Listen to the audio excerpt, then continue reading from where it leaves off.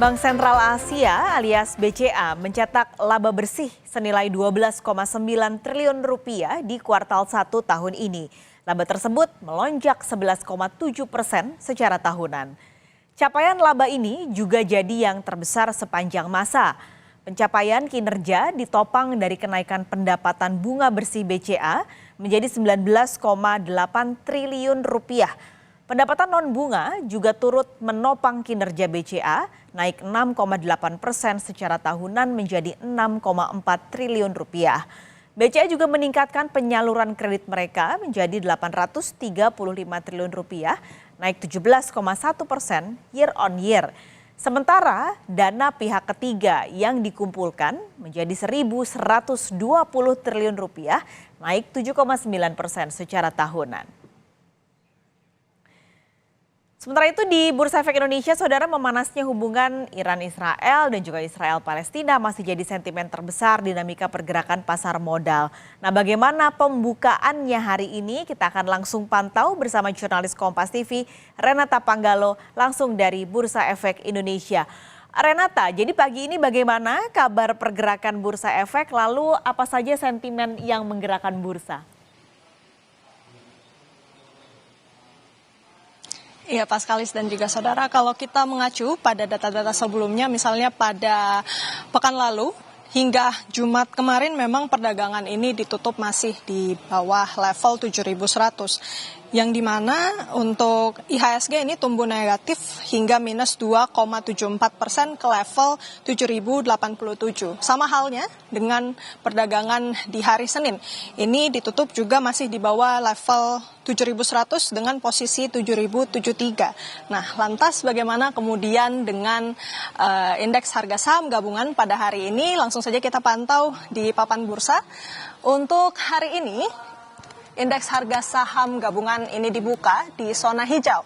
Berbeda dengan sebelumnya, hari ini berada di level 7.116,92 yang dimana ini tentu terapresiasi sebesar 0,61% atau 45,59 basis points. Tadi pertanyaan Anda, Paskalis, apa kemudian sentimen yang mempengaruhi angka indeks harga saham gabungan hari ini? Setidaknya memang ada 3.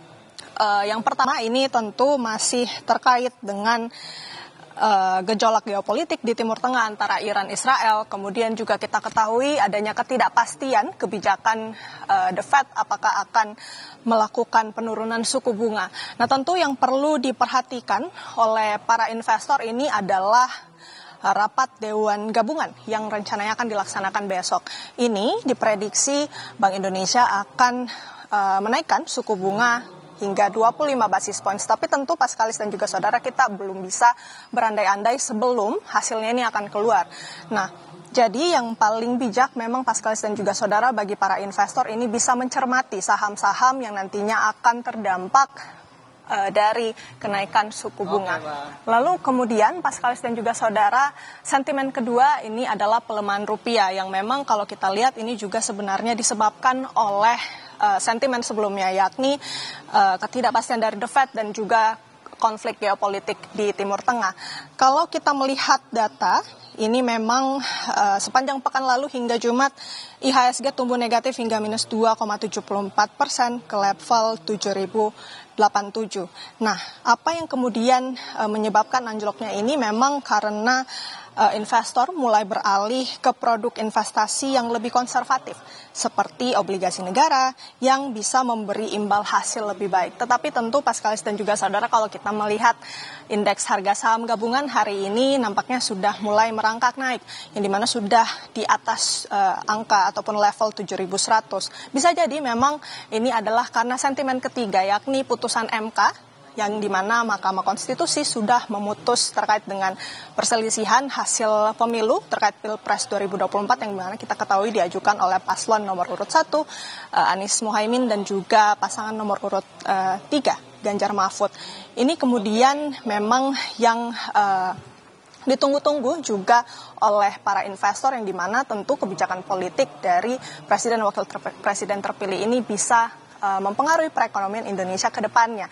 Dan memang tampaknya prediksi analis ini kemungkinan bisa dikatakan benar begitu ya, karena balik lagi prediksi analis ini akan bergerak di angka 7.000 hingga 7.100. Sehingga masih kita pantau nantinya bagaimana pergerakan IHSG hingga akhir perdagangan. Demikian, Paskalis. Renata Panggalo, terima kasih ulasan dan laporan Anda langsung dari Bursa Efek Indonesia, Jakarta.